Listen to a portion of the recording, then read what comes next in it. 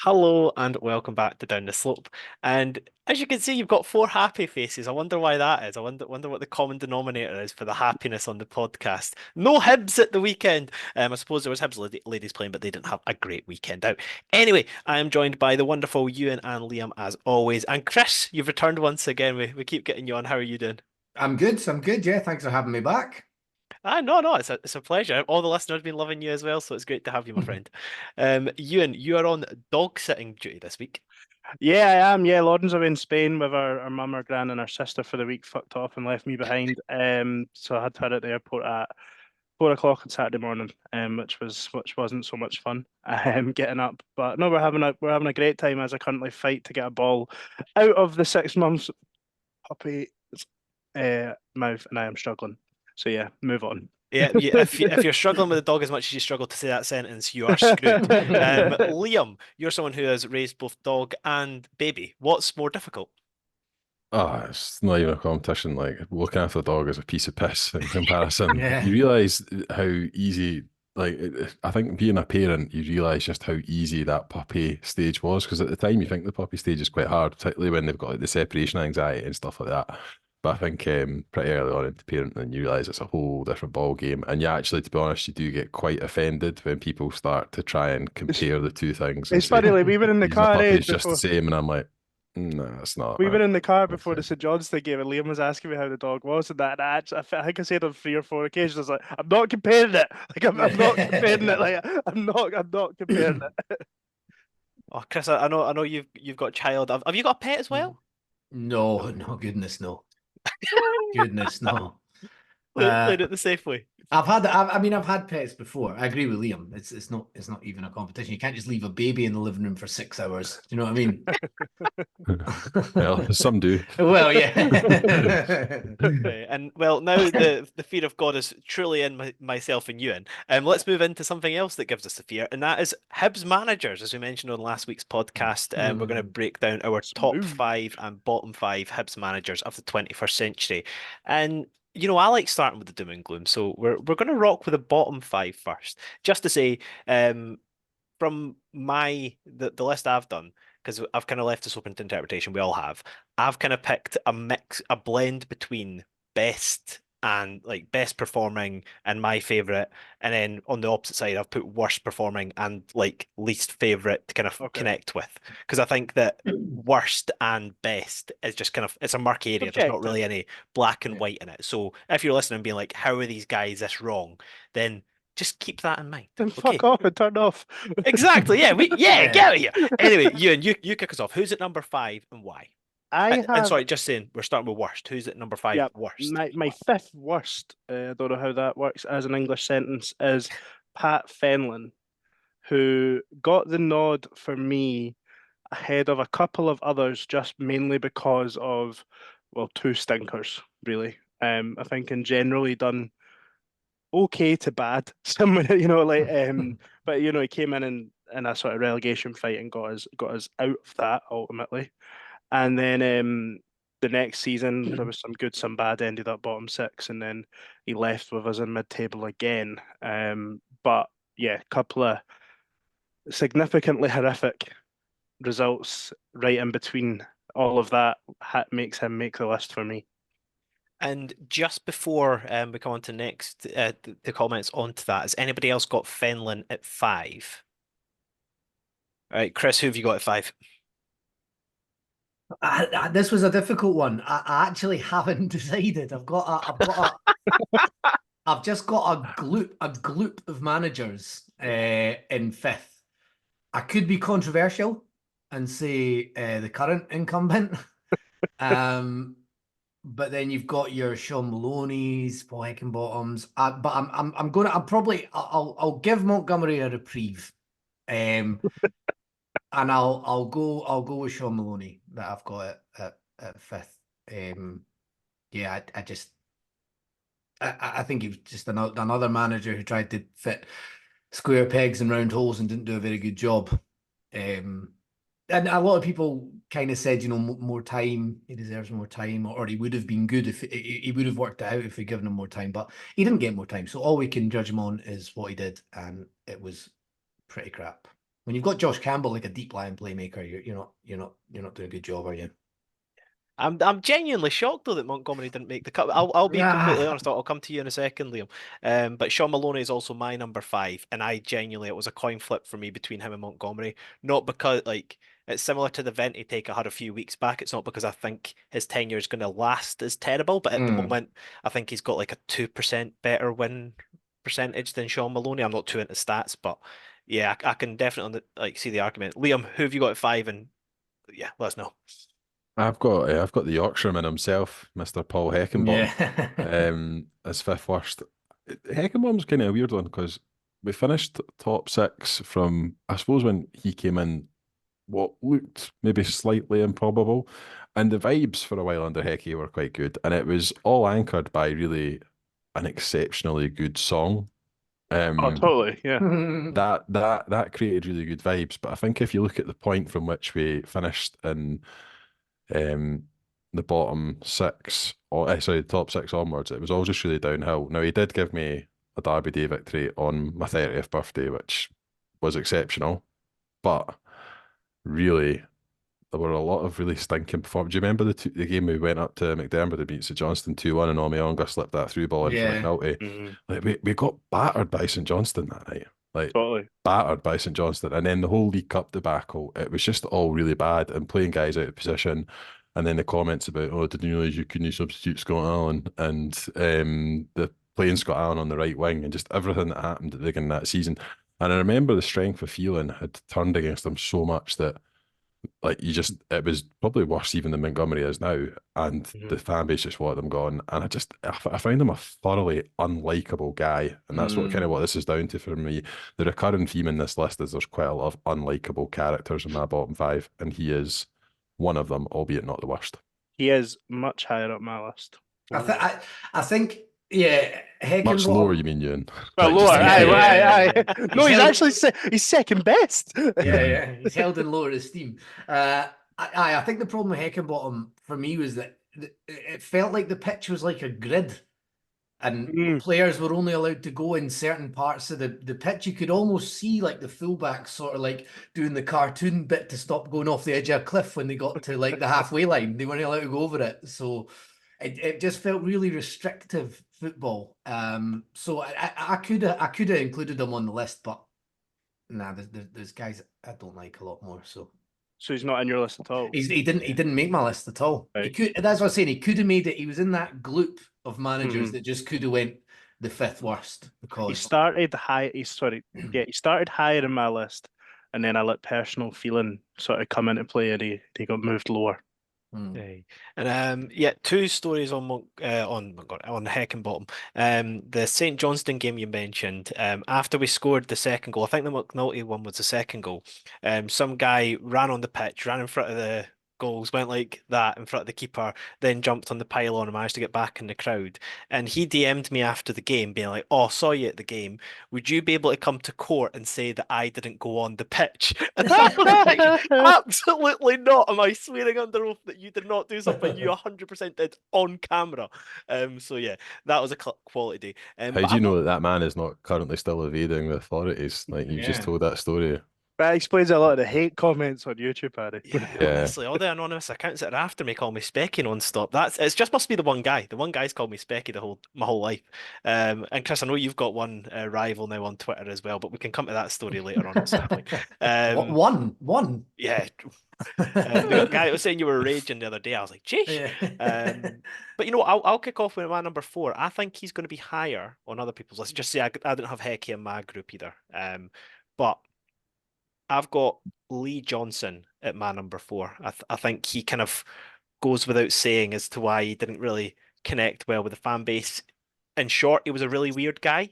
And secondly, 2 3-0 defeats at in the space of like 2 weeks to Hearts. For me, that was the another Heckingbottom. Sorry, I'm jumping back and forth. But Heckingbottom, the reason I knew he was sacked, mind we got pumped to Ibrox when we never used to get beat that badly by Rangers. As soon as that happened, they should just end because the fan base was just. I wasn't actually gone at that point, but everybody hated him after that. And Lee Johnson, for me, we could have won the league after January, and I still couldn't have taken to him. That January just, Lee Johnson's just not my person. I'm not his person. He's not my person. I'm happy at that. He's my number 4.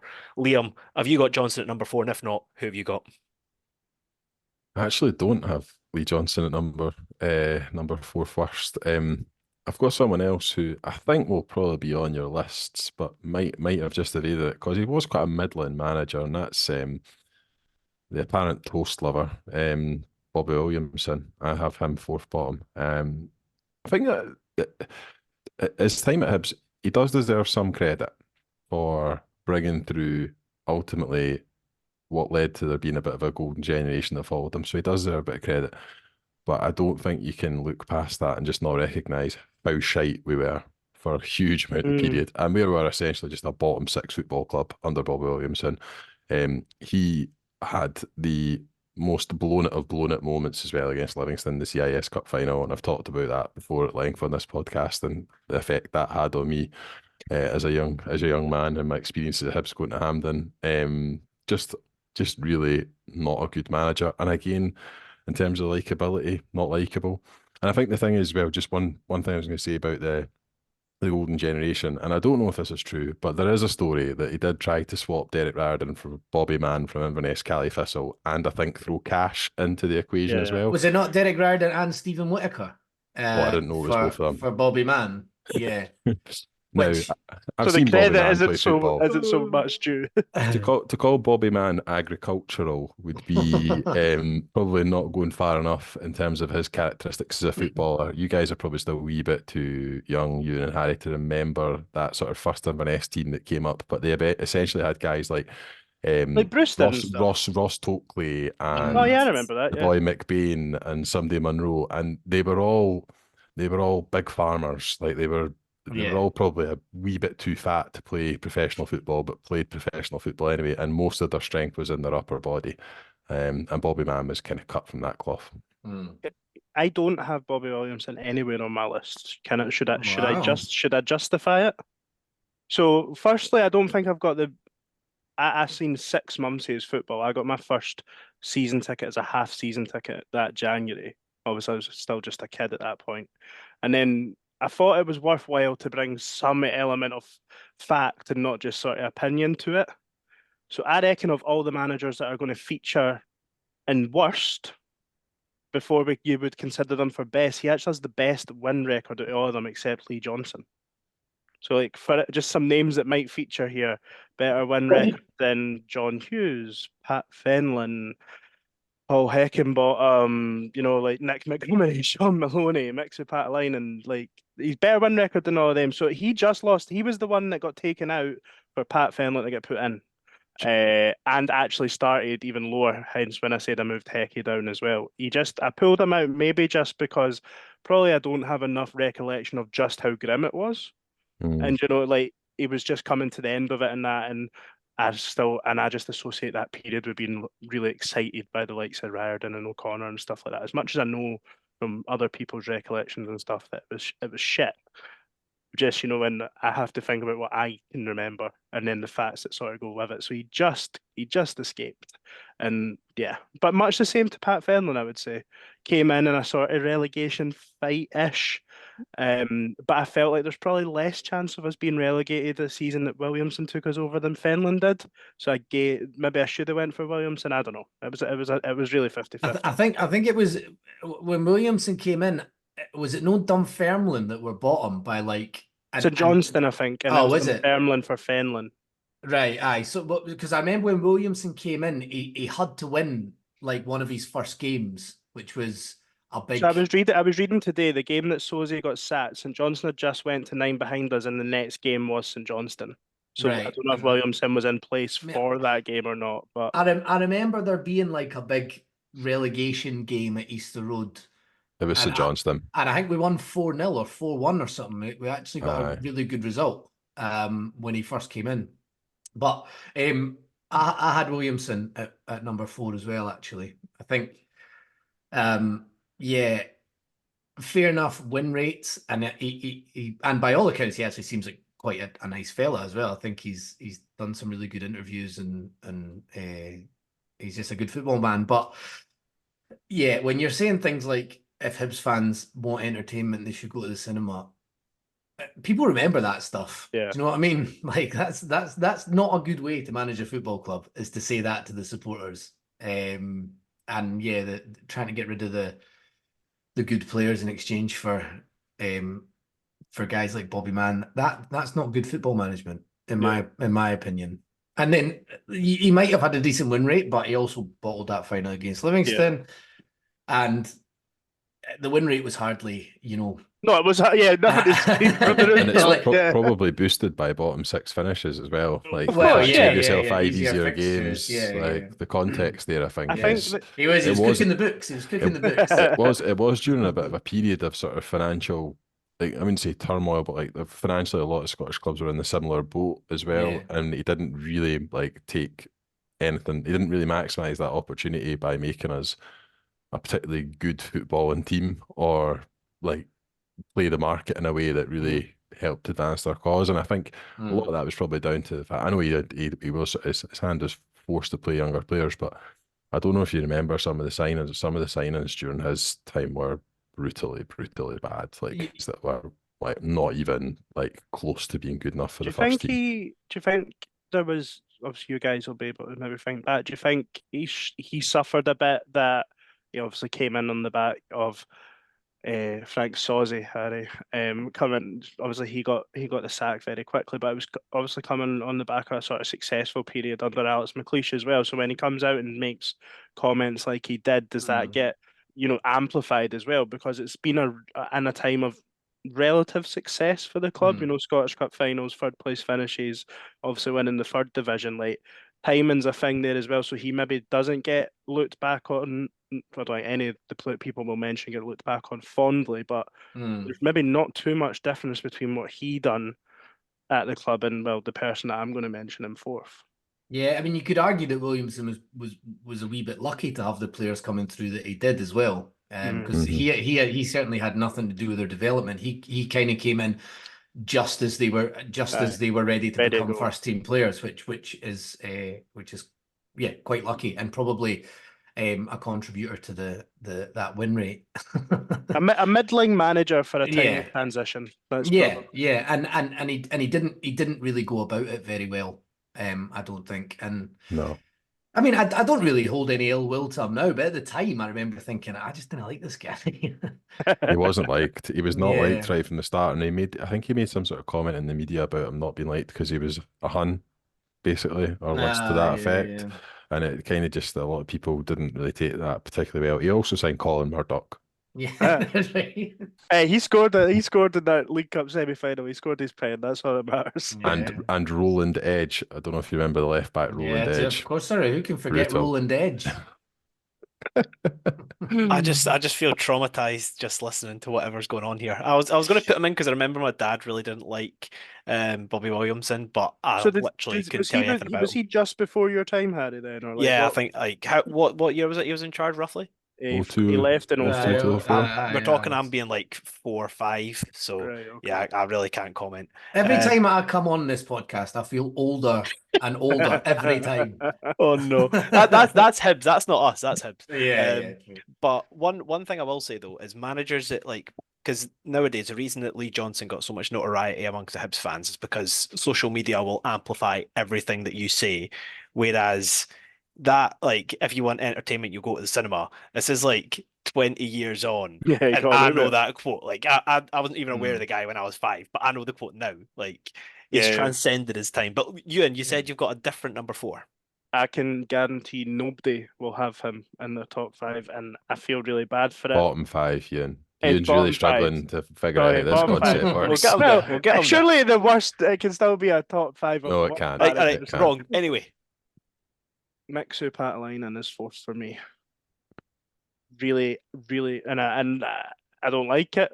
We obviously had a nice conversation with him in January. Really, really nice guy. There's probably some mitigating circumstances for it, but I think he still had a decent side, back-to-back 6th place finishes, and potentially the start of what was to come over the next sort of 10 years. Maybe carry on. You know, I think that's a bit unfair on Mixu, but carry on. Potentially it comes a year later, under John Hughes, or even 6 months later under John Hughes after we're sitting second at Christmas time. But just, I think back-to-back sixth place finishes doesn't have a good win record. I still think we had some decent players at the time, like players like Dennis Rossa, briefly Liam, but like Stephen Fletcher's still there, and he rubbed up, the falls out with Benji and loads of different stuff. But just, I think 2 sixth place finishes in a row, scraping into the top 6 on both occasions, does a point either way. And he's Bobby Williamson, like it's that sort of, but without that good feeling of him as a player. It's maybe harsh, but we also played some quite wild football under Mixu as well. I was talking today in the group chat about this and chucking names out and stuff, and folk were saying, mind when did we not start playing like 4-2-4? 4-2-4 for quite a long period. Yeah. Like it was like, say, you can kind of say what you like about like, I associate the stats and stuff, but that's inherently just more exciting, isn't it? I don't recall that period of time being that entertaining. I remember the 4-2-4 as being with John Hughes when he's brought, but I just think, Mixu managed to have Stephen Fletcher on his side, Derek Riordan on his side, like some decent play. Dean Shields was still there, at least in his first season. Like there was still a core of decent players. Sol Bamba, I think, came in his second year. Like, I think, ultimately, I think he didn't succeed. I think, look, we spoke to him and he wanted to do something different. He did, and I appreciate that. But I think back-to-back sixth place finishes, when Harry's putting Lee Johnson in there, who finished 5th in his only season, like, there is obviously a likability thing to this, and it is massive in football fans. We are that fickle. But I felt he was worth a mention at least. So just one challenge to you in terms of Mixu against the one you've just put in, Paddy Fenlon. You think that Mixu finishing 6 back-to-back is worse than getting beat 5-1 off Hearts in a cup final? I think Pat Fenlon had a harder set of circumstances to deal with. Harry, he comes into a team that are sitting second bottom, and like the only reason Fenlon's in my bottom 5 is the 2 results, like against Malmo and Hearts. Like he came in, avoided the drop the second season. God, after 12 or 13 league games, we were sitting top. Now, obviously, as per usual with Hibs, we crumbled and actually managed to finish in the bottom 6. But again, I think Fenlon's one full season in charge, and the sort of start of the next season, he's sitting 6th when he leaves. Like, I don't see there to be that too many dissimilarities between the two, albeit Mixu maybe didn't take the total embarrassments, but I think he had a better set of cards to play with. My mitigation for Mixu, and the reason I don't have him included is my take on him is that he was a victim of John Collins' absolutely shoddy recruitment. Some of the players that he got stuck with, like Alan O'Brien, Patrick Nabise, Mikel Antoine Courier, Thierry Gattuso, like the squad needed gutted when he came in because John Collins did not know how to go and sign and attract decent caliber players. His signings were atrocious, and you think about some of the money that we invested, even the goalkeeper Makalambi, like the money that we invested, Mixu got left with a terrible squad. And then Mixu came in the January, and I think the first 2 signings he made were the earlier mentioned Dennis Rossa and Shamatulski, the former Dundee United goalkeeper and goals. Yeah. And we improved, not considerably, but we did improve under Mixu, and that's initially we got a bit of a jolt out of the 2 of them, but I couldn't have Mixu in my bottom 5. What were Mixu's like big results? Did he get any big results? I think was he in charge for the Celtic game when we beat them 2-0 at Easter Road? Was that Squiggler? Squiggler. But other than that, that's again like I think he had a very bad derby record. As a manager. That was it. Yeah, I was just trying to think. We spoke about Nick Montgomery needing signature wins and stuff. That period under Mixer, I think maybe it's similar to what I said about Williamson as well. The way like what Liam said, like we were coming off a good period there as well, where Mowbray had been in for a couple of years, and Collins obviously done what he done, but we did win the League Cup. So maybe it was another transition period, and maybe back-to-back top six finishes at that time shouldn't be sniffed at. But I don't know. I just thought maybe a bit more. He did also win a derby at Tynecastle with a midfield of Ross Chisholm, Joe Keenan, Alan O'Brien, and I think John Rankin was the fourth for. I think Lewis Stevenson definitely. Some of the played that night. midfields we have had that have lost derbies, how that midfield four went to Tynecastle and won. Like, genuinely, someone should write a thesis on that. Lewis Stevenson definitely played that night, because that's where that picture of him like down laughing in Michael Stewart's face. I'm sure that was from that evening. Too. They were all left-footed. I remember they were all left-footed. Who was the manager? No, I don't want to ruin anything. Obviously, if this is another one, but who was the manager with when the guy Derek Ryder scored the penalty? And Mixer, that was that night. That was that night. Yeah. Is that the game? Is that the game that you were just talking about there? Mm-hmm. Yeah. Aye, because that whole team was diabolical, wasn't it? Really. I think Fletcher and Riordan still started up front, and then it was Right. everything else that went on behind them. Like, that's really that was a wee bit of a kind of a feature of Hibs for a while. The guy up front, then all the shit that's going on behind him. Like, hi, I'm Lee Griffiths. I'm just going to be scoring all the goals. right. Do you know the Who most cares what's going on back there? the most remarkably average player that managed to play almost every game that season? Do you remember David Van Zanten at right back? Now, Mixu did sign him in fairness, probably one of the most average Joe footballers I've ever seen play for Hibs. It was St Mirren we signed him from, wasn't it? It was, buddy. Yeah. And They I love think, him. yeah, that's what I was going to say. It was a signing at the time that. Yeah, he's a bit of a cult hero there, eh? Yeah, I remember my dad being like, "Oh, like we've signed like a good one there. Like he had done really well at St Mirren and that, but stinking." Other points off for Mix, you have to go from playing let's Jonathan go, Johansson. come on. Jonathan Johansson is a right winger for the second half of that season, almost every game. Jonathan Johansson, who couldn't run anymore on the right wing. Harry, Liam signed him up. He's fourth. That's it, done. Okay. Chris, kick us off. Let's enter the top three, Chris. Who have you got at three? Bottom three. Top Bottom three. Second off, Liam. Top of the bottom six. The third worst I've got Pat Fenlon up there. I know there's an argument that he actually did quite well outside of the really bad results. However, the really bad results happened and reparations need to be paid, Pat. So you're the third worst manager in Hibernian history to me. Not Hibernian history, in 21st century. Because I was actually thinking about this. If it was like my lifetime, I was like, well, Jim Duffy's got to be up there, surely. I had to look at his win rate. It's like 20%. Yeah, it's horrific.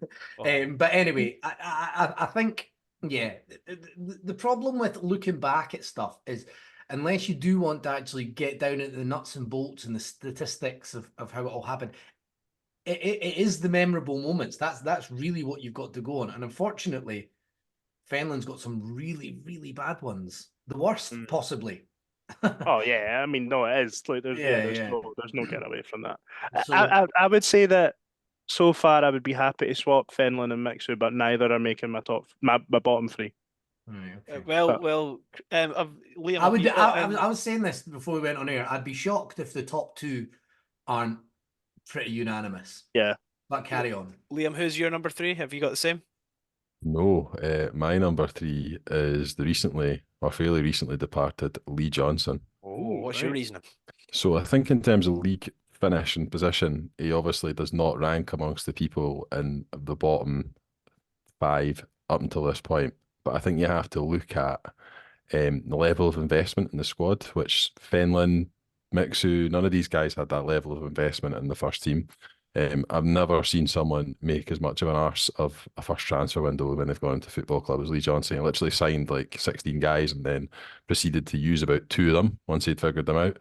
And in terms of likability, I remember you and Harry, and not a diggies out, but I remember you went to the sort of the podcasts always get asked to go and speak to the new manager when he comes in, and you came away being like, oh, he's brilliant, he talks so well. Honestly, when you hear this guy's philosophy on football, he talked about this 4-8-8-4 thing and all the stuff he was hitting out with. And I listened to the interview and I thought, oh, well, I can kind of see where they're coming from, I can kind of see where they're coming from. But you're going to get really fucking tired of that very, very quickly. And I did. By the time we played Kilmarnock just before the World Cup, went through Rugby Park and watched us lose in a really abject performance. I wanted him gone, and I think it's the fact that he stayed so long after I wanted him gone that really made me dislike him so much, which is why Lee Johnson's in my bottom three, because I don't like the guy in any level or any capacity, and I don't think he's a particularly competent manager. That is fair. I hate Harry. Don't you just hate it as well when like you're 2 years down the line and Liam just goes, "Oh, remember that time?" Like, And remember that time? but Yeah. just to justify it, I still remember the things that impressed me was one, we said to him, "What are you going to do?" And he actually explained how he was going to attack and how he was going to like, because all these That never managers came like to they There's never fruition. none of actually it. give any form of detail, but he actually gave it, and I was like, you know what? At least he's being open about it. And then also, it was like, I know that Hibs have got like a really great fan base here in Edinburgh, and obviously they've got their Irish roots, and I was like, I like a guy that'll do a bit of reading before he comes on the fan podcast. And that's another thing. I thought the fact that he actually engaged with us, because that's one thing that obviously, that's just me being selfish, but I thought it was nice that he actually wanted to like It connect with was, different avenues and stuff for the and I fan think base. Harry's position did change because the next time he spoke to him, he said, "So why did you not get sacked?" Yeah, to his face, I wasn't backing out of that. No, it should have been ridiculous. But yeah, Ewan, who have you got at number three? Oh, sorry, Chris. Do you want to have Oh, a sorry, wee? Chris. No, I was Honourable just Johnson. going to say about Johnson. I think it's just that I've got a terrible perversion that I actually don't mind him. I think it's because I was so like I don't know. I remember the interview you're talking about. I think was it on this podcast? It was like It was like across us and all of it, Anonymous. Oh, Three that's right. podcasts as That's well. right. Yeah, Because yeah. I listened to it and I remember thinking it was really like, oh no, when somebody asked him like, what team do you watch now in the world and think like that they're great. I love to watch them, whatever. And I think his answer was the City Group. I was like, Yeah, it oh was, yeah. no, that was like a wee bit like, oh, just say Atletico Madrid or something, man. Like, say Dortmund, fuck's sake. But anyway, aye, he said stupid stuff, but once you started to embrace the stupid stuff, I actually quite liked the way that Hibs played under Johnson. I didn't like the way he defended, and particularly the way he defended cross balls. But yeah, I think again in terms of moments, he gave us more moments than a lot of managers did. You know, like that night in Switzerland. Derby win, yeah, the home leg. The post-split fixtures. When we got into when we scraped into the top six, we had quite a good finish to the season. Yeah. Could have been better, but so that kind of maybe saved a wee bit because I was probably the same as everybody else in the January, being like, if he goes now, I don't really care. But he ended up kind of turning it around, and obviously I think with what we've got in the building now, his personality really hard, Chris, aren't you? his personality doesn't seem so alienating anymore. It actually seems almost quite warm in comparison. But that maybe that's just I do think Lee Johnson. I can't think of any other Hibs manager off the top of my head where they have so. If you want, you could pick a side of the fence, and you could say, "What about this result? This result? This result?" for both sides. yeah. And it's like it is just whether you take to him or not. Like Liam, Liam was pretty steadfast in his opinion on it throughout. You know, you never really warmed to him. It took you a while to get on board. He started okay. You know, the league cup was bad, but the league form picked up a little bit, and then even but then when he speaks as much as he does, things come back to haunt you. He says, "Judge me after 12 games." But see if he'd said, "Judge me after 8 games," it'd looked really good because we'd just won X amount in a row. But by the time the 12th game came around, we'd started the first day's nice little losing runs that went 3 or 4 in the spin. And yeah, just didn't make my list. But, if it was purely dislike, then he's up there.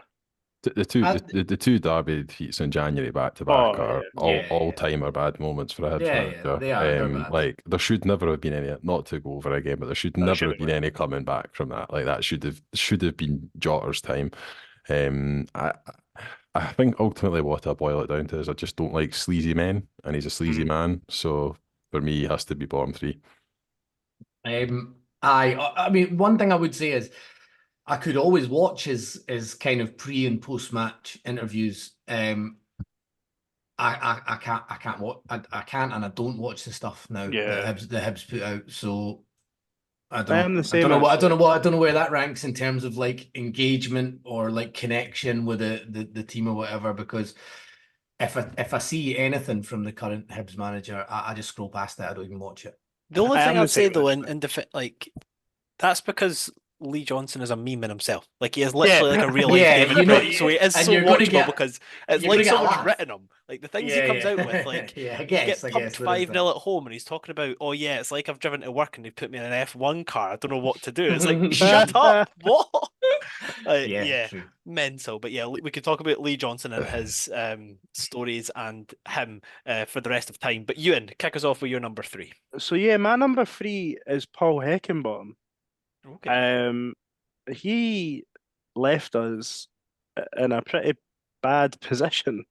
Um, Came in and did get that initial boost. Did results mask the performance? Maybe, but we won the games, and like Liam said earlier, there was good vibes aplenty, especially coming out of that derby win.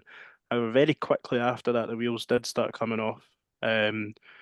Obviously drew with that Hearts side in the split, and I don't think we won a game in the split. And then Harry, you mentioned it earlier. I think it was the second game of the season. We went to Ibrox and got absolutely hammered. And my personal favourite, Sean Mackey, got sent off at 2-1 for a handball. And then yeah, it was horrendous from there. And I think for me, what tips him over the previous two is one, the situation he left us in the league, and just the fact that that team overnight when he left improved. We won our next game 4-1. Jack Ross came in pretty quickly and started to improve things. We moved up the table a little bit to the point that when the season finished, we were sitting in the top 6. Obviously, it ends up as a 7th place because we chose to have a laugh, which is always the correct option, and we get Hearts relegated.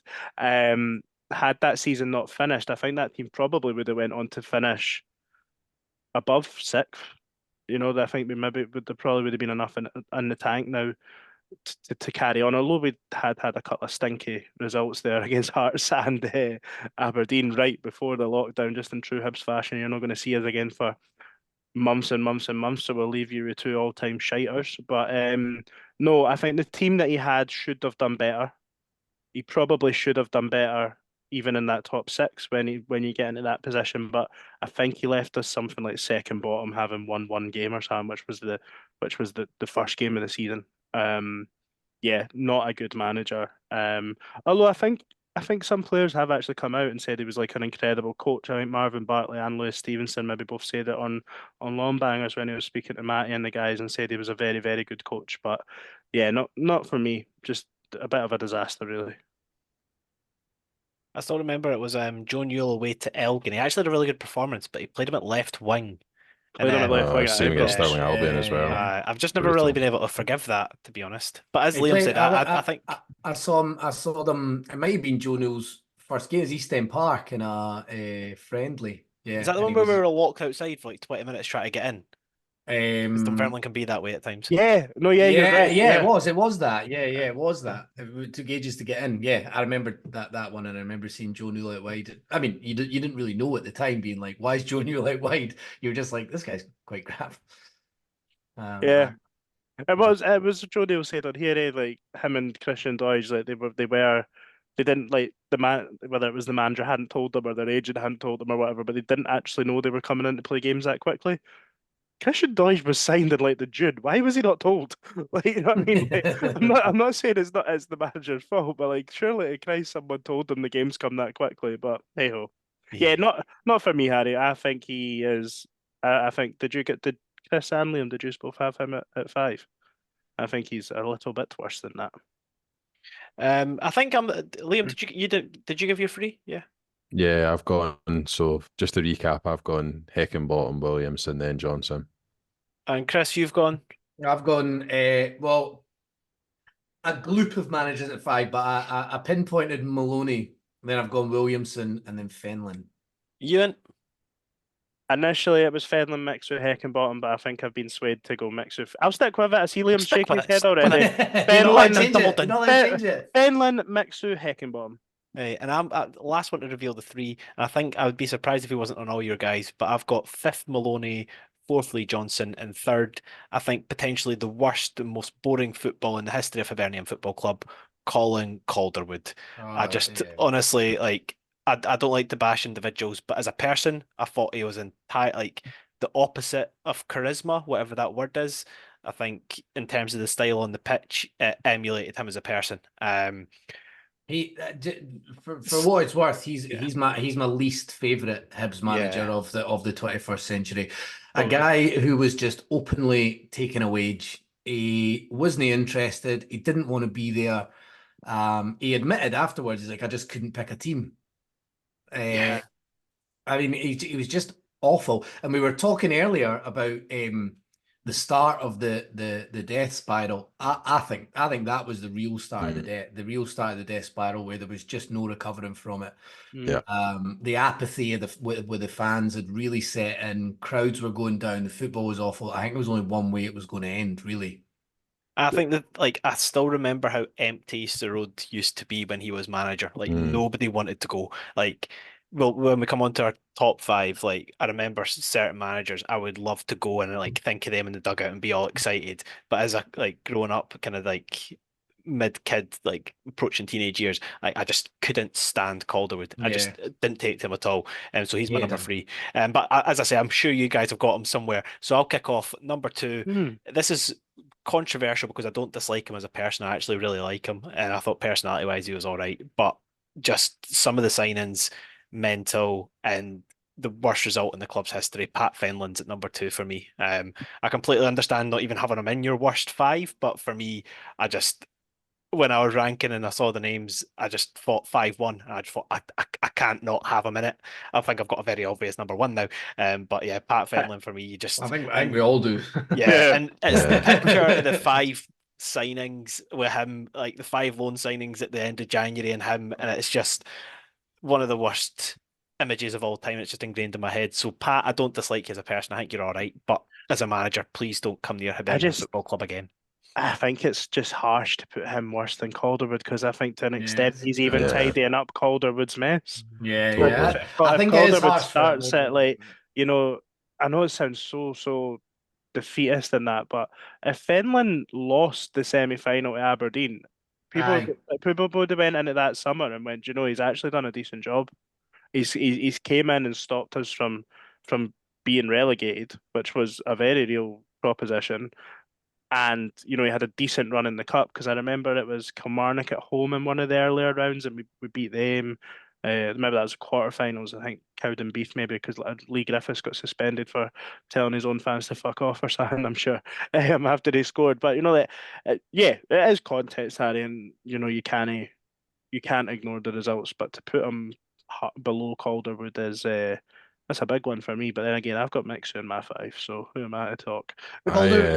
Calderwood with a random 3-0 win at Ibrox as well. That's the thing as well. Like, it's literally all he has in the plus column. Because that's the thing as well. When I was thinking about it, because that's when I always laugh, because obviously it's just ridiculous, because that team was absolutely abhorrent, and somehow Calderwood, who was absolutely abhorrent, like oversaw that.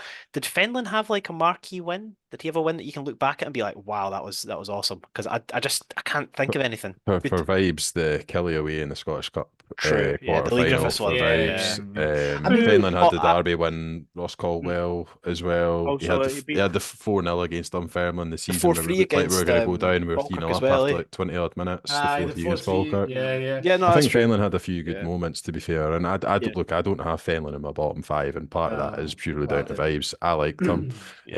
I've got Calderwood second bottom, but for many of the same reasons that other people have talked about. I think Chris kind of summed it up perfectly when he said, you know, he didn't want to be here, and he very much gave off that vibe. Hibs had the opportunity, I think, in the summer as well to offload him to Birmingham City. I'm right in saying for 300 grand. He be like an assistant or something, eh? Chris Hughton's assistant, I think, maybe again, and we turned it down and we kept him. It was just a really, really badly thought out move. There was no way that he should have stayed. He very shortly after joining had a 10-game winless run, which I don't know if you remember it. It was like games where we were losing like 3-0, 2-0, 4-1.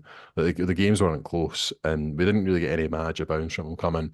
I think the overriding thing for me was, on the day he was announced, I got a text saying that Steve Clarke was going to be announced, and it was all signed, sealed, and delivered. And when Colin Calder walked into that room, I've never been more disappointed in my cream puff, because what you got with Steve Clarke and his CV versus what you got with Colin Calder and his CV was night and day. And I think I remember it quite. This is probably coming into like, you know, peak vivid memories in terms of age and stuff. I remember it was either going into the bottom six or after the last game of the season, and Hibs really basically released a statement where Petrie said Calderwood's our guy, and it was like, oh, okay, you know. And then we're talking about media things. Was it the Blackpool friendly, and he's talking about the bag of tweets on Sky Sports after the game, like.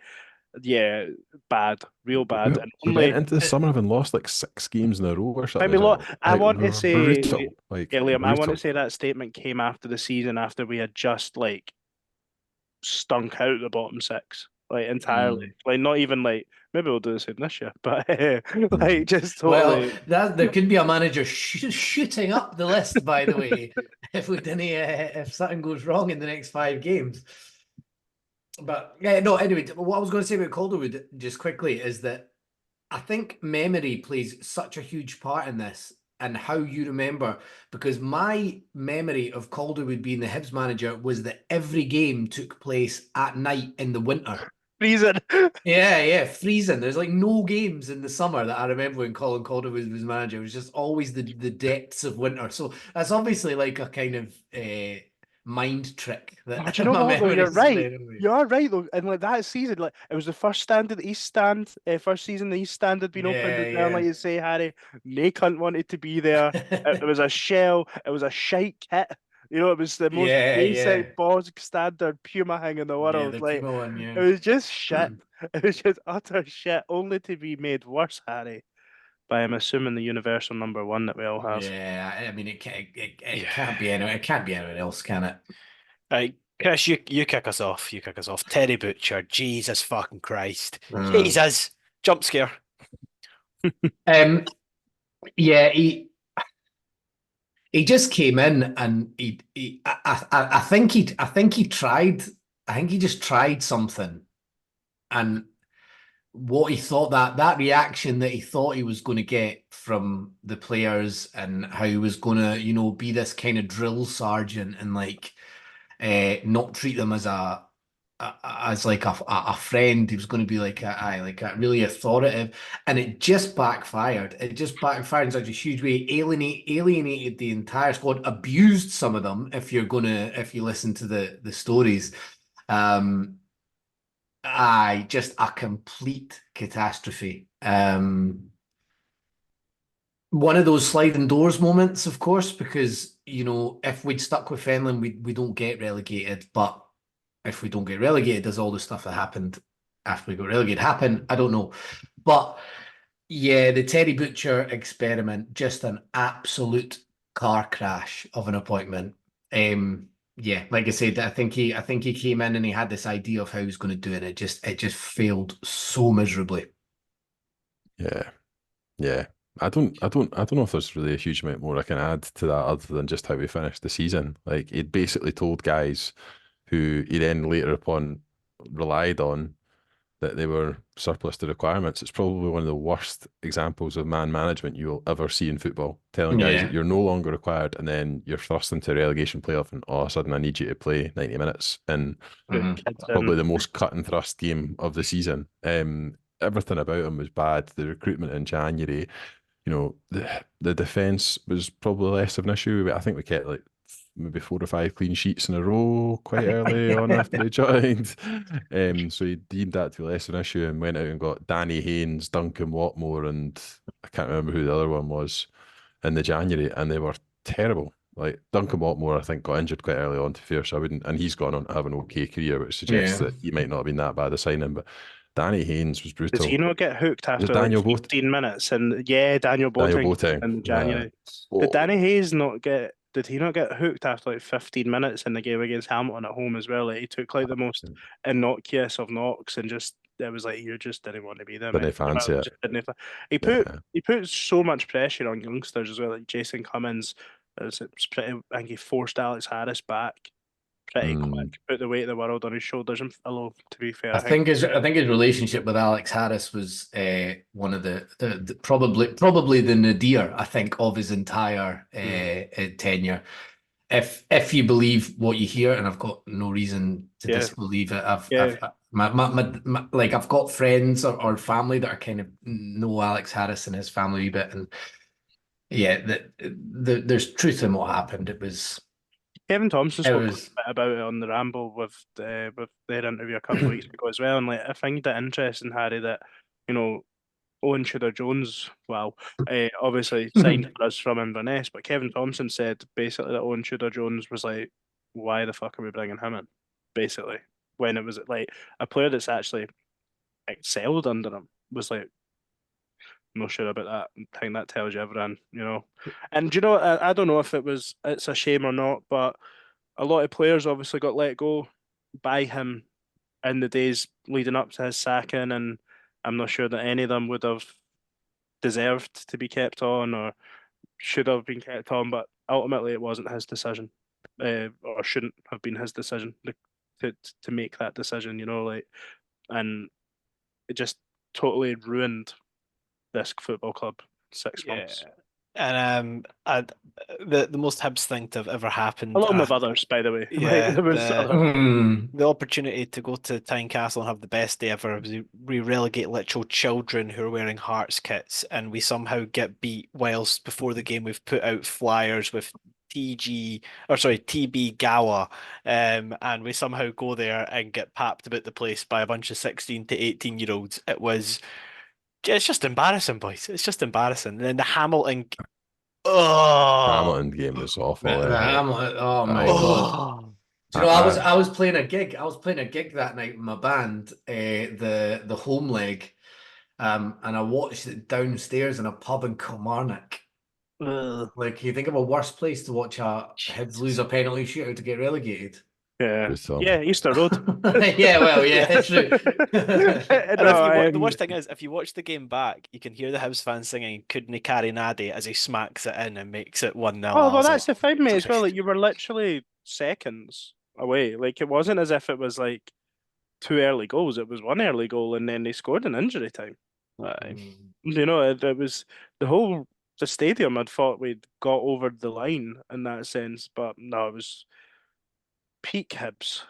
Can I just say one last thing on him? And I think he is the embodiment of why fans should not decide who the next manager is, because I think he was almost unanimously by Hibs supporters wanted as the next manager, and we could not have got it more wrong. Yeah. Petrie trumpeting him in, calling him a leader of men, as he just fucking holds 18-year-old Alex Harris up against the wall by his throat.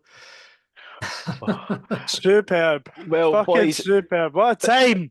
This was supposed to be our week to detox from Hibs, and my God, we are detoxing. But okay, we've done our 5 managers. We'll give you a reminder at the end of the episode of who we've picked for that. But let's go on top 5 best managers from. So we're doing it from 1st of January 2000. So at the time, from Alex McLeish up until now, when Nick Montgomery is in charge. I'll get the ball rolling. I don't know if he isn't in it. He isn't. Yeah, no, I don't think he's in it. Made any of our 5s. I've started with probably just because he won a cup and because he's just a pretty cool dude. I love John Collins. Yeah, I love him. Like, well. I know he done a few things wrong in his time, but he was one of those guys. I don't think the brand of football was terrible, and obviously he had a team and he got them playing some really, really nice stuff. I love John Collins. He's my number 5, and I'm happy that he's there.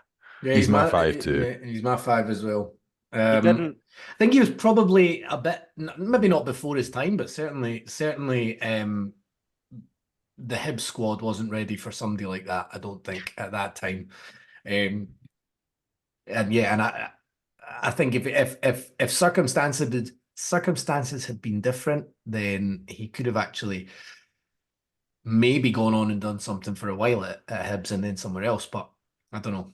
Maybe kind of wasn't cut out for it. He's not done anything since, has he? So maybe his own personality is. Yeah, maybe it is just a bit too abrasive or whatever. But because he certainly rubbed some players up the wrong way. That's for sure. Again, you hear all the stories about him getting his 6-pack out and stuff. But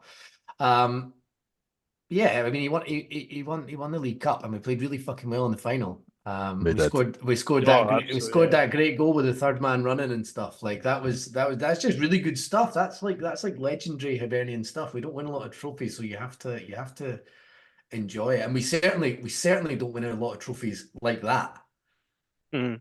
Like Yeah. where you absolutely dominate the final and We started that season very well as well. We went to Tynecastle in the Brian Kerr game where he scores really Yeah, early that's on, true. The and we went following on a year, run. yeah. I think they had maybe 9 or 10 game unbeaten run at the start of the season. He got quite a lot of some players as well, like Chris Killen. He got more out of Chris Killen than anyone I think got out of Chris Killen in his career. He wasn't. I don't think the football was ever. It never really matched that final against Kilmarnock in terms of the quality of football, but there were some signature wins. The 3-2 against Celtic at Easter Road. I think that was the one where they unfurled the feeder club banner, wasn't it? So that was nice. It was, yeah. Schadenfreude to get that. But I think the thing is with Collins, I think it was like they were always on the verge of something, but never quite achieved it. And I think ultimately his poor recruitment was what meant he didn't achieve perhaps what he could have at Hibs. he signed Torben John Elite. Was Who he could not have been supposed to brilliant? be though, like the next big thing, or not that big, but like, was he not supposed to like? It was like he was tipped to be great. Like maybe I made that up, but I just did. He also sign As a lot of David Hibs Groff? as a lot of players that come to Hibs and do fuck all are. Yeah, that's true. Did he also say? Did he sign David Groff as well? Who Harry? Is it you that's got the funny story? A story about David Groff? No, I remember. That's me. Oh, is it? I'm not repeating it. No, that's okay. I've not heard it. You can tell me privately. Sorry, Liam. He didn't make my list, right? And when I was doing my list, I accepted that I will be contradicting myself by not putting him in later on, which is an insight, I suppose. Yeah, just didn't make it.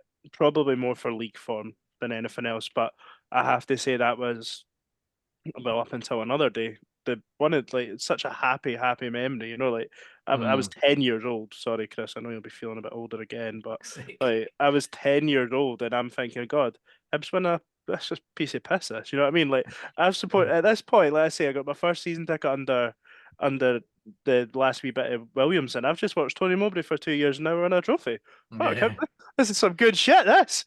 That's kind of like maybe the generation after you that kind of missed the relegation and then started watching us in the championship. We were really good. Then we won the cup. Then we came up, and then we were really good after that. Yeah. I kind of just wanted to be like, fuck yous. I feel like this is not what it's like.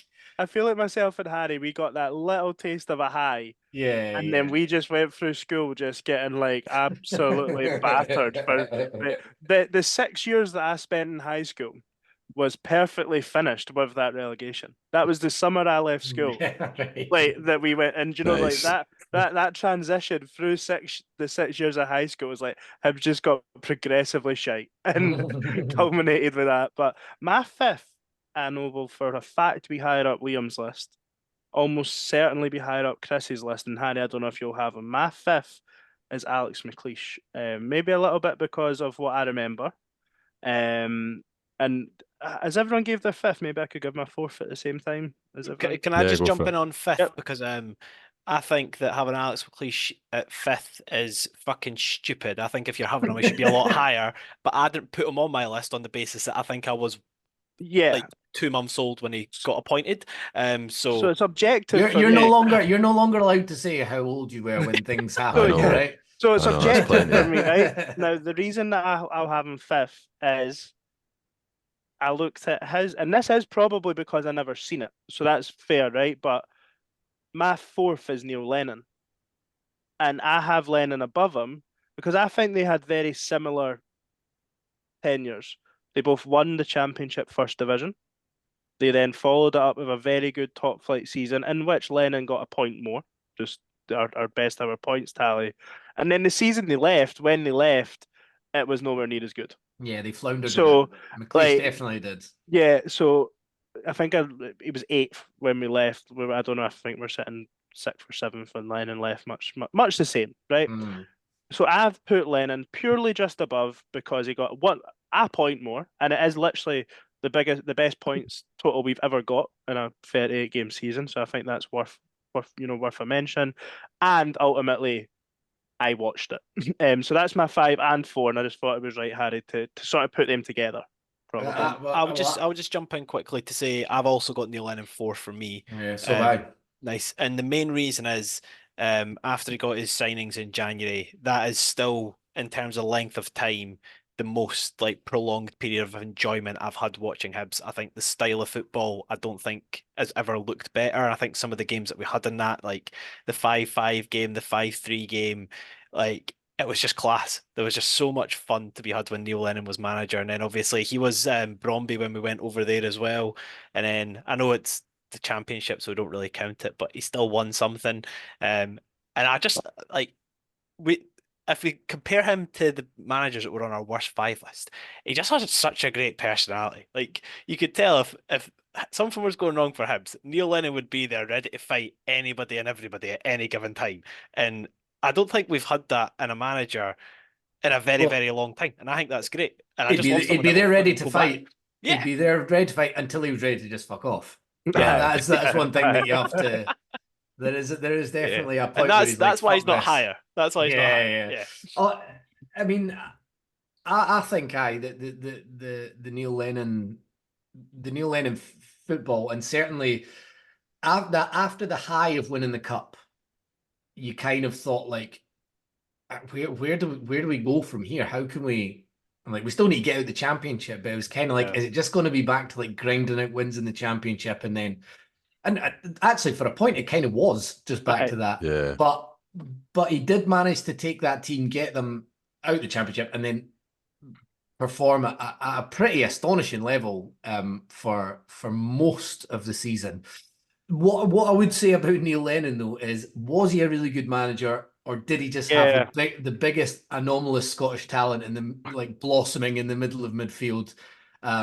You could argue maybe even now a sort of £100 million midfielder in the middle of the park. I think he was certainly by the way, makes every team that he's in better.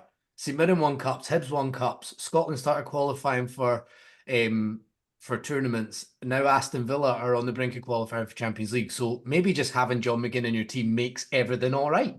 Leo Lennon certainly benefited from coming in at a good time. Maybe some of the managers we mentioned previously, or certainly I didn't have that luxury. I think it was also a bit of a statement at the time, Gordon getting Neil Lennon to manage in the championship. Yeah, it was. I think I remember it being like, oh, right, okay. But, it was, look, I just edged him just ahead of McLeish, but I'm sure Liam will tell me much later on why that was ridiculous. Because I know you're a big fan. Was quite wrong, but we'll just move on for that. I don't actually have Neil Lennon in my top 5, and I didn't do it really to be controversial, but I just... Yeah, I felt like, to be honest, the championship season was a slog. We got over the line, and whilst that second half of the second season was good, I think it was just too short a period to have it in there. I've got someone who's going to annoy people on Twitter as my 4th. I've gone for Jack Ross as the 4th best in my lifetime. Doesn't I know his the name? the ASOS Ancelotti, as you like to call him. I think he's a victim of bad timing and COVID. I think we instantly improved when he came in. Not enough, obviously, to get that top 6 finish in the first season, but who cares, because it was a fucking COVID interrupted season. You didn't get any of the games anyway. And then the COVID season, we saw 3 forward players get 50-odd goals between them. The likes of that's never been seen for a very long time. It's COVID ball. It was COVID ball, pal. Mate, it still fucking counts, right? It still goes into the record books. I know there's an asterisk, but it still counts for something. For me, I think he was very unlucky with the European circumstances as well. I think the second leg against Rijeka, he was majorly hamstrung by our lack of activity in the summer, and I think had circumstances been different, I think we'd have got through that. And I think with his pragmatism, I think we would have got results in Europe and probably got somewhere close to potentially group stage football. I think just a real victim of circumstance, and a victim of not being backed in the way that managers following him have been backed, which is unfortunate. So that's why I've got him number 4. Well, I'll just come in here, Harry, and let you know that Jack Ross is my number 3. Chris, have you got Jack Ross on your list? No, I don't. Oh, I don't. well, Chris, I think You're gonna hate me because I've got him even higher than Ewan does, unfortunately. Fucking hell, I Jesus love, Christ! I Do you love know a what bit of Jack Ross. I do. Maybe I'm slightly clouded by the hearing things from pals that work in Scottish football and stuff that my understanding and what I was led to believe by them is that Ross was wanted to be a little bit like Alex Ferguson or one of those managers who controls absolutely everything at the club, and Hibs were unwilling to hand him that power.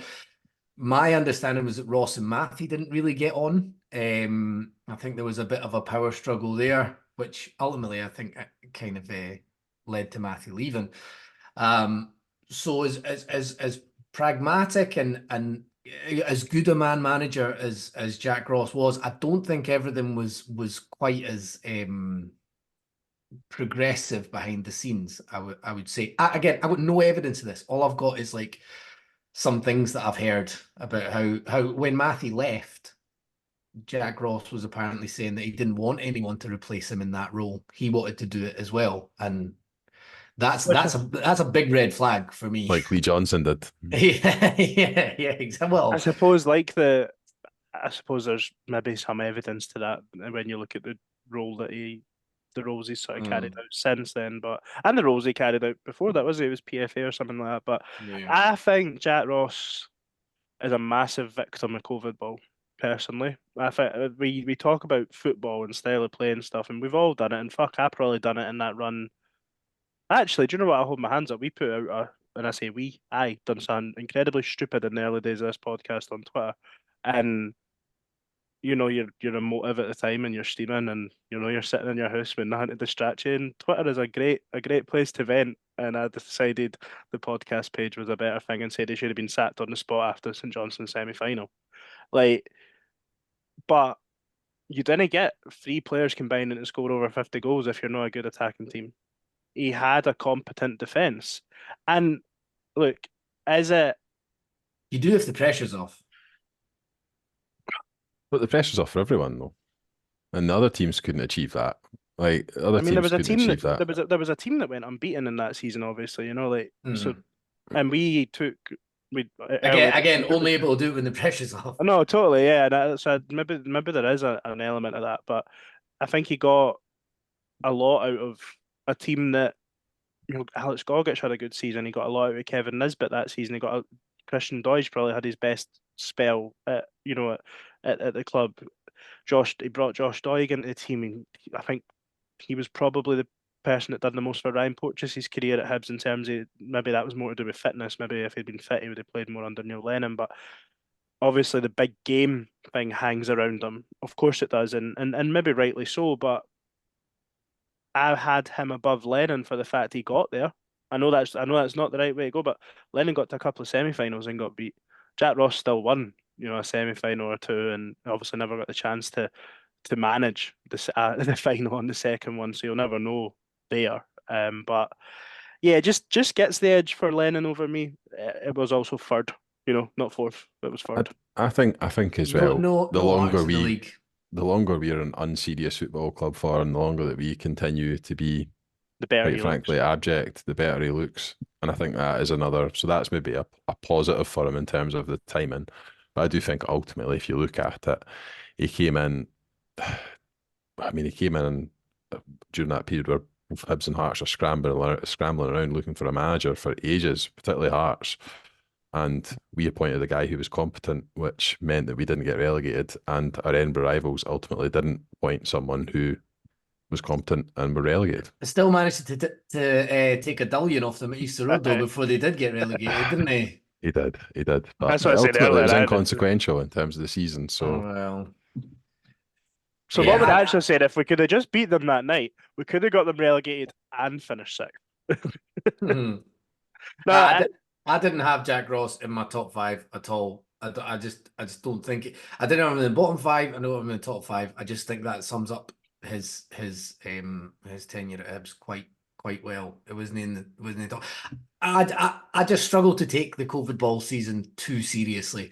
Hearts winning the league, nobody's at the games. It it has so many asterisks that it's almost not worth considering. Who have you got number 3 then, Chris?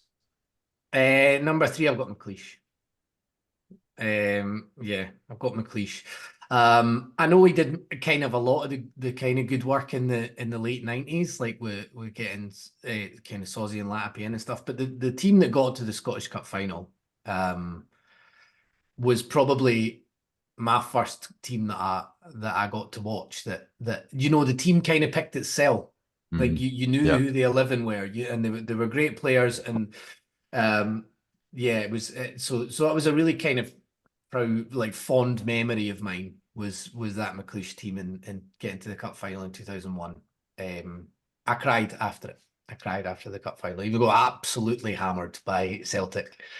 But I thought and like finished third and stuff. I thought he was. I just really liked that team. Really liked it. It was the first Hibs team that I truly kind of fell in love with. I think. Like I obviously watched the stuff in the 90s and that, but I was very young then, so that was the first one where I was like, yeah, I like this. See the context of that, Chris. Like, where would the backing that he got to obviously bring in players that had won Champions Leagues and stuff? Like, how does that? We talk about managers getting backed now.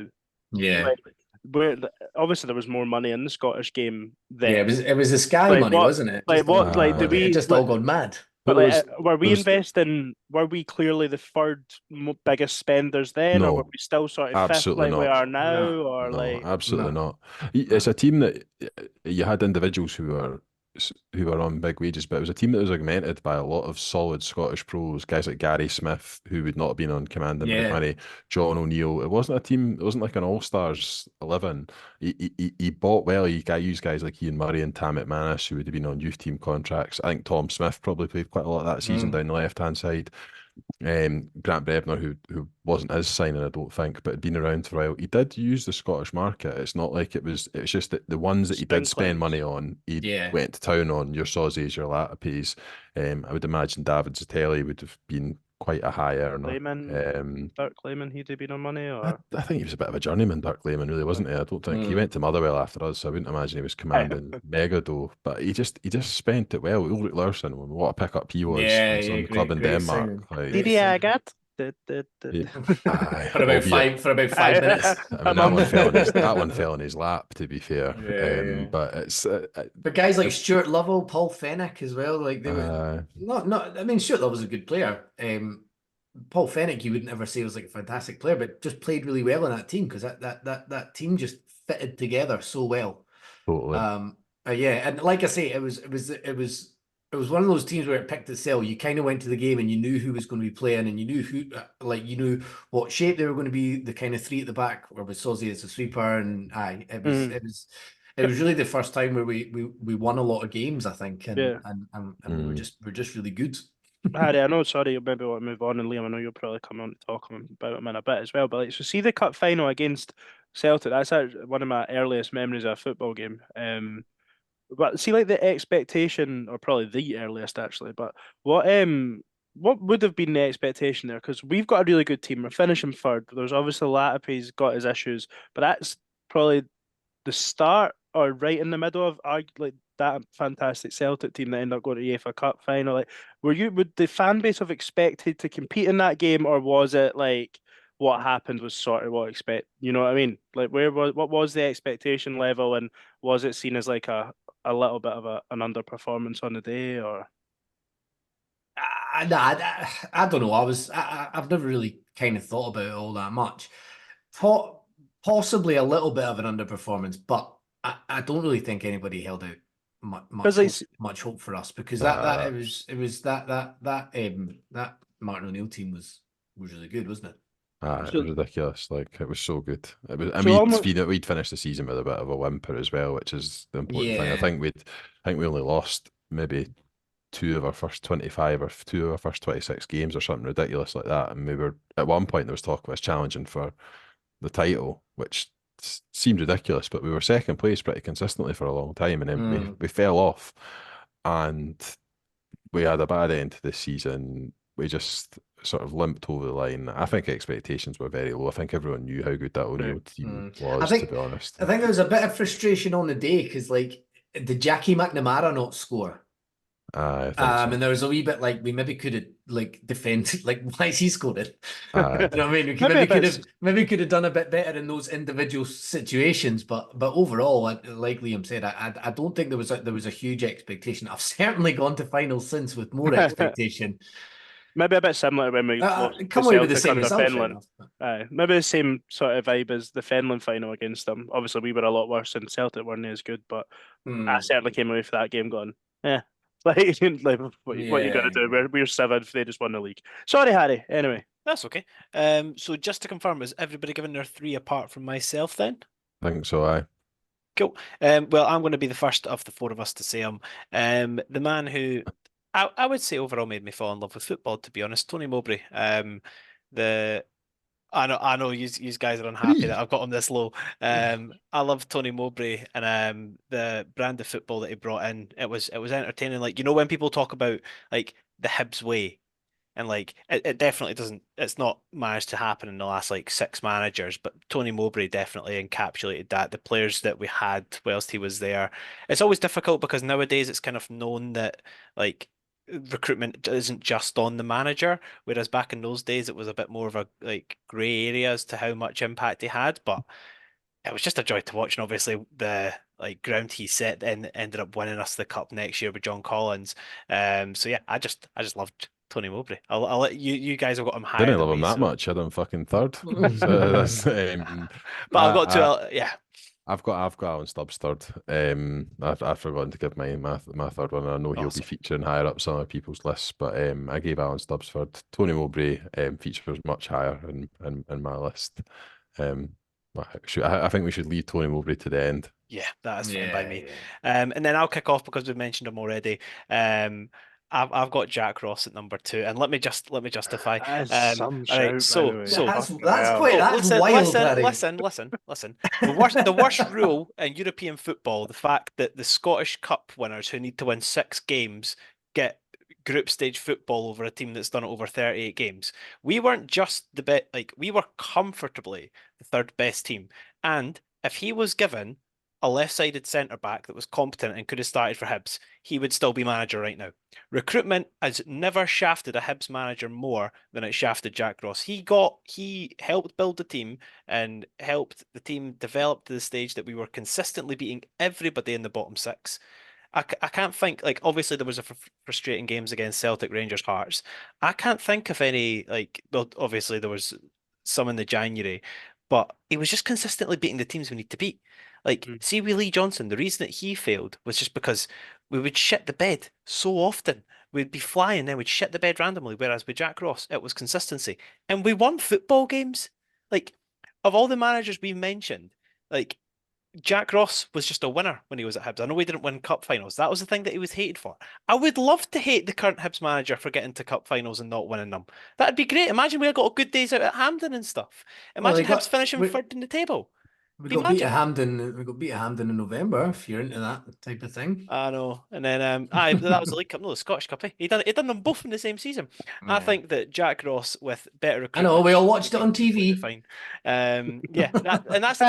We did have a good one. There was no pressure and stuff, but like, if we were at those games, those would be like class memories. Like Stevie Mallon last minute away to St Mirren, the 4-0 win away to Motherwell, Boyd's screamer away to Aberdeen. Like, we had so many really cool and like exciting moments. And then even like the Livingston game, 4-1, second day of the season, like really exciting, fun games. And like, we didn't get to experience it. And I think if we were there, I think that he would comfortably be in like most current Hibs fans' top 5s. But obviously, as you say, Chris, it might be the case that if we were there, we would have shat the bed the whole season. Well, that's my argument, is that if the question that I would ask about the COVID ball season, if we were there, would it have gone down like it did? Because I don't think we can understate how much playing in empty stadiums is different from playing in stadiums that have thousands and thousands of supporters voicing opinions, singing songs, creating an atmosphere.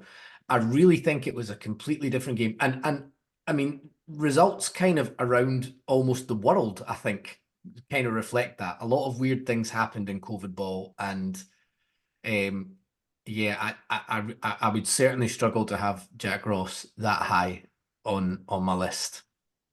Certainly, I mean, I'd say I wouldn't have him in my top two, but I did have him third. But I think looking back on it, like when we talk about pressure and stuff, we only, I think, we only came from behind once that season. Still, it's not like we were scoring goals early and seeing teams off sort of late.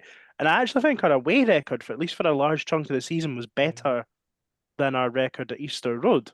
I still think he had a ridiculously good away record. I still think we dropped stupid points at Easter Road, which I don't know where that ties into the pressure thing. Easier to go on the road, but then you're playing in front of smaller crowds and stuff. But Harry, that is a big statement to have him above Tony Mowbray, and I would struggle to get on board with that, mainly because I mean Mowbray done it for 2 seasons for a start, like and back to back, with a very exciting team. But then did Tony Mowbray just benefit from having all the players like what Neil Lennon did, Chris, with John McGinn? Yeah, it's true. I think Tony Mowbray has proven No, I know, at virtually every football know. club apart from Celtic that he's been at his credentials as a manager, and I think that we're talking about house managers here, so you're not necessarily applying all of that context, all of them. I mean, the reason that I had Stubbs third, and maybe not first or second, is because I frankly don't actually think he was that good a manager based on what else he's done in the game since then. And I don't think it's unfair to look at that context. But I do think with Jack Ross in particular, yes, I think the timing element's important, but I think also the thing that takes away from that, the fans never really took to him because of the big game. Ultimately, the outcomes of more big games than most. I mean, there were some good results in there. Obviously Aberdeen away to finish secure third place, the Dundee United semi-final. There were some good results in there, but ultimately he didn't win enough big games, and that's why he probably wouldn't feature in some people's top 5. Yeah, I think there was a triangulation as well. I think he seemed like a bit of a like a guy who's really into self-preserving his reputation, his relationship with the media, his relationship with other clubs even. I remember when Porteous got sent off at Ibrox, and it was a tackle. You say it was a red, you can say it was not, whatever. I don't think it was. I literally was arguing with a Rangers fan about that today. But the thing is, the Hibs manager should be coming out after the game and saying that is not a red card. He should be backing the players 100%. And Ross, I remember, said to BBC Sport, "Oh, well, I can see why he's given it." And he shouldn't be talking like that. He shouldn't be talking like that. And Neil Lennon wouldn't talk like that. And other managers that we've had wouldn't talk like that. And I think it was really poor. And it was around that time where I was like, nah, I just can't stick this guy. It's funny, that is actually where it started to fall apart for him. Yeah. Because that is, see, before Porteous got set off, we were top of the league. Yeah. Like, we were winning at Ibrox to go top of the league, and it crumbled from there. And it probably... But the thing about that can turn a fan base, and definitely. we were back in the ground at that point, and it did get bad, and like I'm not saying that losing Ryan Porteous for I'm guessing 3 games, maybe probably 2, but it did get bad, and there was circumstances as well. Kyle McGuinness got his first of a few injuries, which was obviously unfortunate, but. Yeah, he certainly didn't endear himself, did he, to the fan base with his interviews and stuff. But this is what management is. This is what management is. It's about as much as about coaching players and getting teams on the park. It's about creating narratives around your team in the media as well. And it's not just about preserving your own career so that you don't annoy anybody throughout the game. It's about, if you come out and say, if you stand in front of BBC and say that's never a red card, it's not a sending off, I can't believe that's happened, then that carries on and that becomes a thing, being like, our referee's unfair to Ryan Porteous. And then you start to get decisions, or you can start to get decisions in your favour. And that's 100% what you should be doing in that situation. Not just sort of going like, oh, well, I can see both sides. I think that's terrible management. Right. I mean, to be fair, talking about self-preservation, there was some pundits that were still tipping him to get the Aberdeen job when 2 of his most recent games in management, he got beat 9-0 and 7-0. One last one on Jack Ross, and then we'll move on to managers that we're trying to get you on there. More easily agreeable on. As I said earlier, and I stick by it, I think from the position that we were in, I don't think that we've given a manager that deserved the good transfer window a worse transfer window. I think that the lack of action that then caused panic signings that resulted in James Scott accidentally scoring a hat-trick on the last day of the season. And to this day, we still need the centre-back that Jack Ross said openly in front of media he needed, and we've still not signed him. And for me, that like the reason that he's so high for me is because I think there was potential there for him to be Hibs manager until a better team came in and snapped him up, and I don't think we've had that opportunity for a very, very long time, and we ruined it for ourselves. But we can argue that till we're blue in the face. Who's not said their two yet? Me. You and you, crack on. I've got Tony Mowbray, number 2. It was a toss of a coin. Now, which obviously, look, that means that Alan Stubbs is my number 1. I've not mentioned Stubbs, and maybe it'll make more sense to say why I put Stubbs above Mowbray. I've said on numerous times on this podcast that I would exchange any league position for Hibs to win trophies, and that's the contradiction that I said for not putting John Collins in my top 5. So simply, the manager that gave me, well, I'm not a kid yet, so I think I'm safe to say best day of my life deserves to be number 1. You know, like, and that's like, as a football fan, I will forever be willing to accept shite league finishes if Hibs win trophies. It's like what we said about the Kilmarnock game that day as well. Like they live fond in the memory, and they do live fonder in the memory than anything that I remember from being that little bit younger with Tony Mowbray. It just does, you know, like, and Tony Mowbray was fantastic. Totally made me full on become obsessed with Hibs and football in general. But I cannot not put Alan Stubbs at number 1 purely for me as best manager, because he was the manager that provided me with the single best day of supporting and following football. Cool. Yeah, I've, I like that format of doing 2 and 1 at the same time. Liam, you can do your top 2. I think my 2 are probably pretty predictable. I've got Alex McLeish number 2, and I have Tony Mowbray number 1. Tony Mowbray, I wasn't going every week at that point, but I was going fairly regularly, and it just probably was the best period I've had supporting Hibs, and it's as simple as that. I have never identified with a team more than watching a young group of homegrown players come through at the same time, play what was at times swashbuckling, at times also absolutely nonsensical shit the bed football. There were some horrors in there. The 4-4 against Dundee, for example, Is that his first comes game, to though? mind. Not his first game. Or No, did we no, lose it to was his Dundee? first season.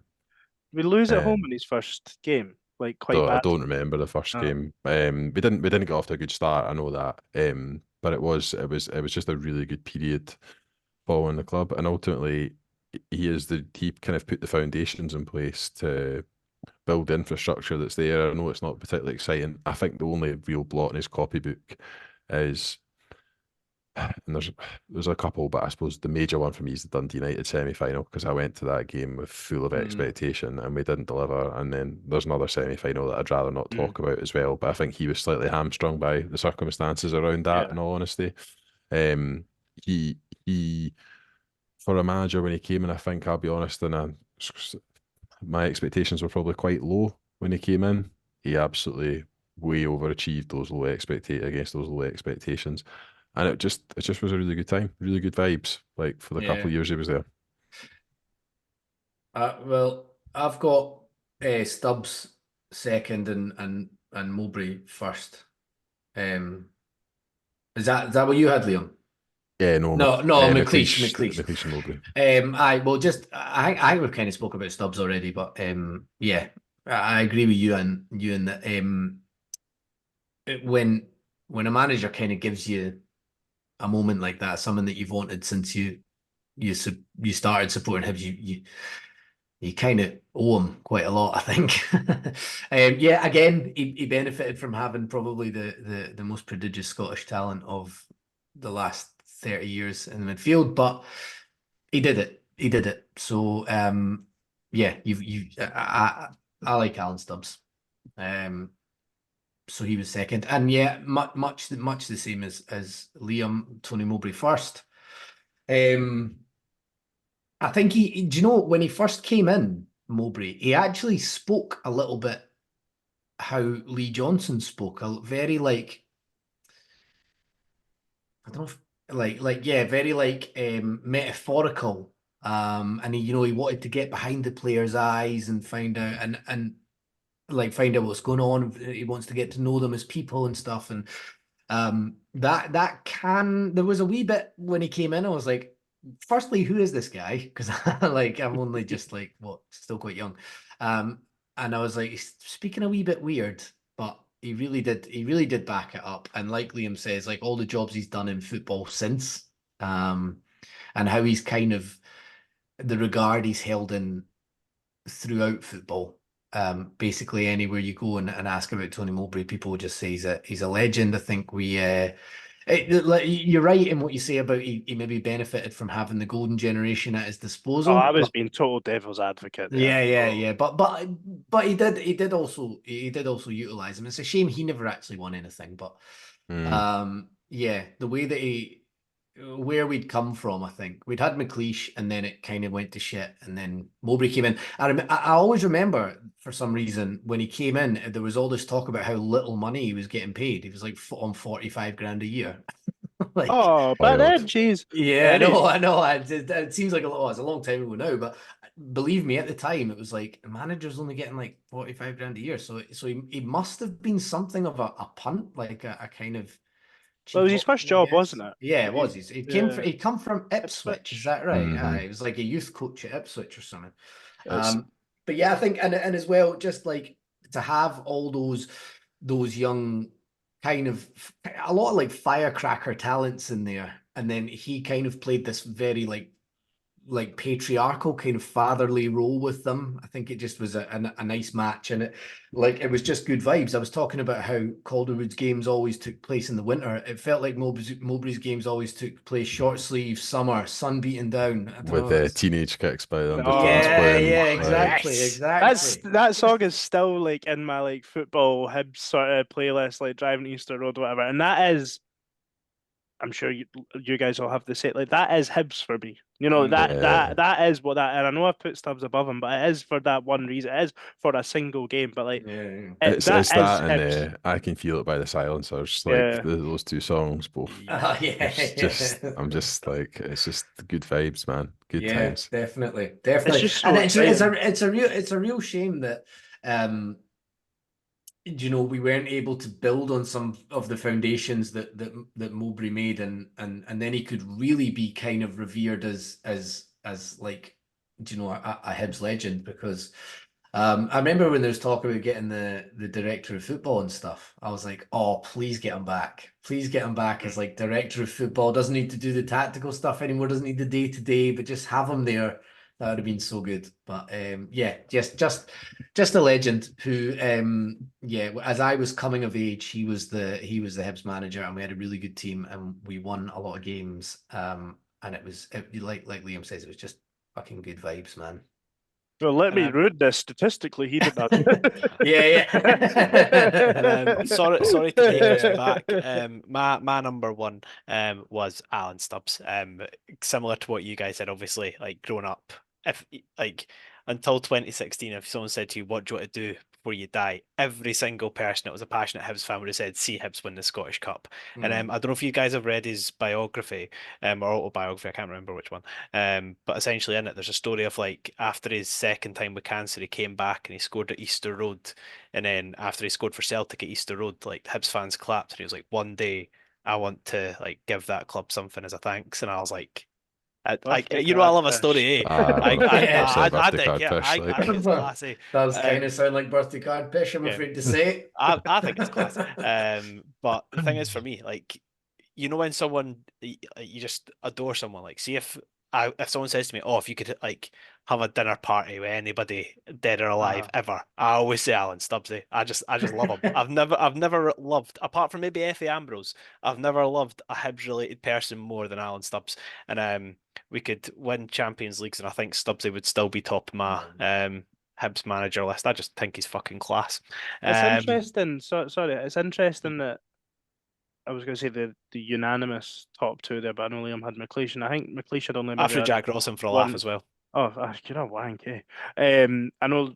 Well, even Jack Ross had more experience, but You've ruined this, Harry. No, like, but Mowbray and Stubbs, it's their first job. McLeish only had, am I right? Did he only have like a year under his belt at Motherwell before he came to Hibs? Like, Motherwell interesting. for a bit. Like, they are the two like sort of standouts probably when you go straight to this.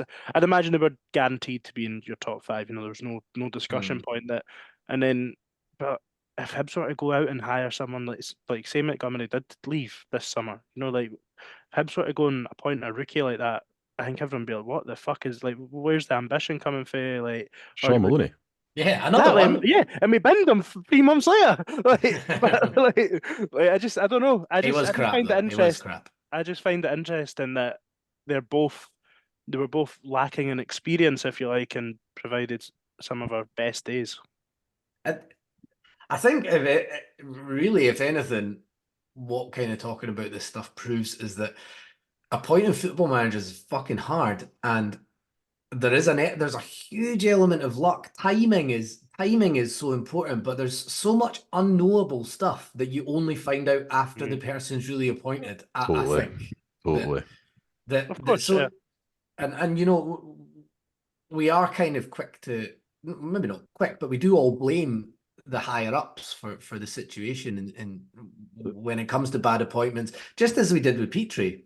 But I think there's a huge element of luck. I mean, I think when you look at the elite teams, the big teams in the world, I mean, when they can't even get it right with all the money in the world, then you kind of realize that it's maybe not fucking easy. But with your point earlier on about I mean, the golden generation maybe wouldn't have been the golden generation if you'd swapped Radden and Whittaker for Bobby Mann and a bag of balls. Like, it maybe wouldn't have worked out that way. It maybe if you'd had a manager who didn't know and hadn't spent time as Mowbray had done at Ipswich working with young players, he might not have played. Those players might not have shone. They might not have come through if you didn't go out and sign guys like Gian Boozlin and David Murphy to come in and complement it. Sproul goes off. Maybe wouldn't have been the best Hibs manager of the 21st century, which he definitively is. So I think that's the case made for it, Harry. Tony Mowbray, numero uno. And your very biased opinion, me and you, and we'll stick with Stubbsy. Nah, it's definitely a fair point. And just food for thought. I think the only managers that we didn't mention, that didn't get into any of our top fives or bottom fives, understandably Nick Montgomery not really long enough. John Hughes never made either the top five or bottom five. That pretty understandable. By the way, the start of his first season was a lot of fun, but from the moment we scored after 12 seconds against Rangers, it all went to shit. Were we not unbeaten against like the entire league at one point? I think that rings a bell. We had gone like 11 games unbeaten. We went to Ibrox, and was that the game with David Murphy? We went to Ibrox. We won 1-0. No, that was under Collins. That was under Collins. But we when Zamama's like sent it, we got goal of the season. Stokes is like chipped McGregor on the volley. A funny story about this. I think I've probably said this before, but my granddad swears by it. Hibs before that Rangers game, it must have been Christmas time. Hibs were on Football Focus, and they were asking if Hibs could split the old firm. And John and my granddad swears by it. As soon as Hibs got any sort of national coverage, he was like, "That's when the arse fell at it," and it did. it really did. Like, he swears by it. But John Hughes, that period up to that point was very, very fun. Like, and you're talking about 4-2-4. That was fucking 4-2-4. Like, but then after that, I couldn't fucking buy a win. Fucking 6-6, and then the last game win at Dundee United to scrape fourth. Fucking hell.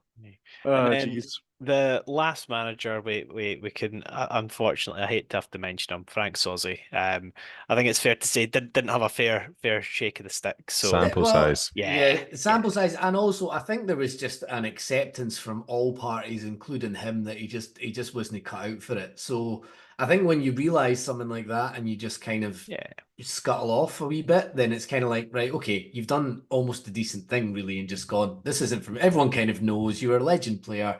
The management thing's not going to work out. See you later. You can't really have him in like a bottom five list or anything. Especially when he's not went on to do anything else in that scene. You know, he's not even tried it elsewhere, has he? Like, it's not. Just wasn't for him. Just went, you know what? Don't fancy this.